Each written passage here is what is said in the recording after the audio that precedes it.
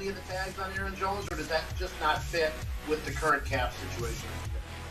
Yeah, we certainly could. I think it's something we're working through. I think, again, it's not a philosophical thing to avoid it. I do think there's usually better ways to go about it, but certainly if I think as we get down the road here over the next week or so, if that becomes what is in the best interest of the Packers, I think we'll do that.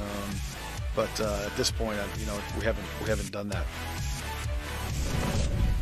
1 week to go for the franchise tags to be applied. The 2-week window isn't necessary. No one's been tagged yet. It usually doesn't happen until we get closer to the deadline. Aaron Jones, the Packers running back, a candidate for the application of that tag so he doesn't hit the market. I know that Aaron Rodgers, a firm believer in Aaron Jones, and the franchise tag number for running backs has been dropping in recent years. Projected for this year at running back to be 11.1. I think they think it's going to be lower than that based upon the reduction in the tag. It was 12.1 a couple of years ago when Le'Veon Bell had it the first time. But it's a strange formula now. It's a 5-year rolling average based upon the percentage of the cap that the 5 highest paid players at the position consume. It's not like it used to be where it only looks at the most recent year. But regardless, this is a guy the Packers want to keep.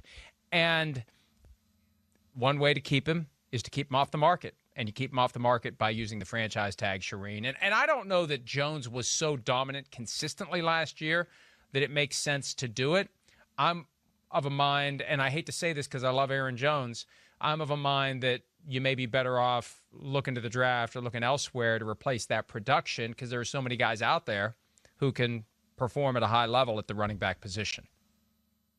Yeah, no question about it, Mike. And you do sound somewhat like MDS. We know what he thinks of running backs are replaceable. But they drafted A.J. Dillon in the second round, right? And he had a 100-yard game in Week 16. So he showed what he can do. And I think he's the replacement that they have. Jamal Williams also is scheduled to become a free agent. So maybe he would cost them less to re-sign there. But, this is not a team, Mike, that uses the franchise tag. And I know they've said that it's not an organizational decision not to use the tag. But let's look, since Ted Thompson got there since 2005, they've only used it twice, and both were for defensive linemen. One was Corey Williams, and one was Ryan Pickett. The last one was Pickett in 2010.